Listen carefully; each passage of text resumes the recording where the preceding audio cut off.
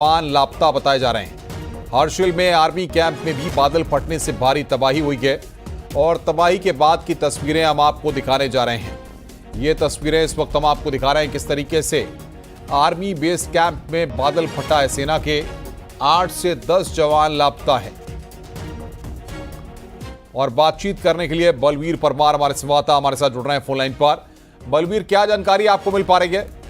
बिल्कुल, जिस तरह से धराली हुआ, चाहे हर्षिल में सेना का बेस कैंप है, बादल फटने के बाद जहां धराली को बड़ा नुकसान हुआ है, वहीं बादल फटने से जो दूसरा छोर है, जो हर्षिल का छोर है, उस तरफ भी बड़ा नुकसान हुआ है। और जो सूचना निकल के आ रही है कि 8 से 10 जो जवान है वो लापता है।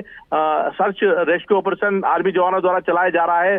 टफ कंडीशन है, पूरी तरह से दलदल में दोनों ही क्षेत्र तब्दील है और वहां पे झील भी बन गई है और लंबी झील बनी हुई है, कम से कम 5 मीटर ऊंचाई झील की बन चुकी है। तो कहीं ना कहीं पूरी तरह से खतरा, पूरी तरह से जो आगे के रिहायशी इलाके उन पे भी है और जो आर्मी का जो पूरा कैंप है उसमें भी बड़ा नुकसान हुआ है। अचानक हालात ऐसे बने कि पहले बात चल रही थी कि धराली में बड़ा नुकसान हुआ है और फिर जब दूसरी बार बादल फटा तो उसने हर्षिल बेस कैंप को बहुत नुकसान पहुंचाया। यहाँ तक कि हर्षिल के पास झील बन गई और झील के कारण हालात यही कि पूरी तरह से एक बड़ी झील बनी है जिससे आगे बाढ़ का खतरा मंडरा रहा है।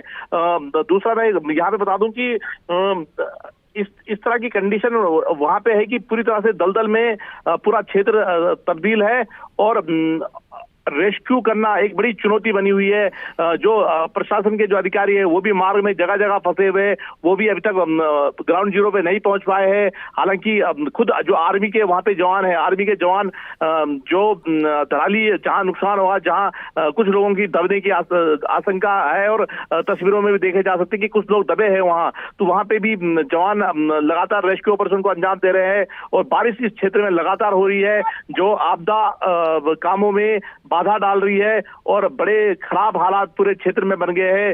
झील बन गई है, गंगोत्री हाईवे तक झील का पानी पहुंच चुका है। तो कह सकते हैं कि तमाम जिस तरह के हालात बने हैं वो काफी चुनौतीपूर्ण है। इस चुनौतीपूर्ण के बीच में रेस्क्यू कार्य को अंजाम देना एक बड़ी चुनौती अधिकारियों के लिए, वो जो आर्मी के जवान है, जो एनडीआरएफ के जवान है, जो एसडीआरएफ के जवान है, उनके लिए बनी हुई है। बलबीर, लेकिन सबसे बड़ी बात यहां पर यह कि जिस तरीके से स्थितियां हैं, ऐसे में क्या अधिकारियों की तरफ से आधिकारिक तौर पर कुछ बयान अब तक सामने आया है? इस मामले में जिले के जो अधिकारी है, जिनकी जवाबदारी रहनी चाहिए वार्ता करने की, वो इस समय फोन नहीं उठा रहे हैं क्योंकि उनके पास पूरा पुख्ता जानकारी नहीं है।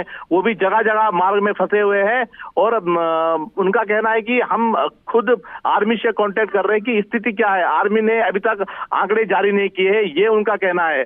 तो आर्मी की तरफ से जब पूरी तरह से आंकड़े जारी किए जाएंगे उसके बाद ही प्रशासन बताने की स्थिति में होगा कि आखिर स्थिति क्या है, क्योंकि प्रशासन के अधिकारी वहां पे कोई भी नहीं है और कोई अधिकारी न होने के कारण तालमेल पूरी तरह से बिगड़ा हुआ है और जो आर्मी के जवान है वो खुद ही इस आपदा में लापता हो गए हैं और जो बाकी जवान जो रेस्क्यू कार्य में अभियान को जो नेतृत्व कर रहे हैं, तो उनके पास भी कई चुनौतियां हैं। उस चुनौतियों से वो चुनौतियों को से लड़ते हुए रेस्क्यू अभियान को अंजाम दे रहे हैं। बड़ी टफ कंडीशन है और बारिश हो रही है और बारिश के बीच में अपने जो आर्मी कैंप बहुत बहुत शुक्रिया आपका बलबीर, हमारे साथ बातचीत करने के लिए और तमाम अपडेट्स देने के लिए।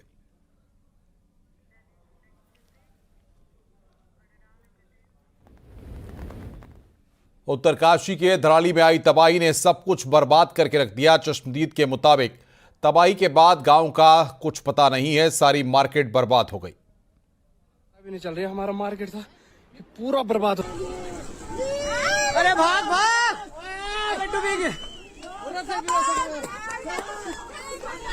ओ भाई रस्ते की व्यवस्था करो यार।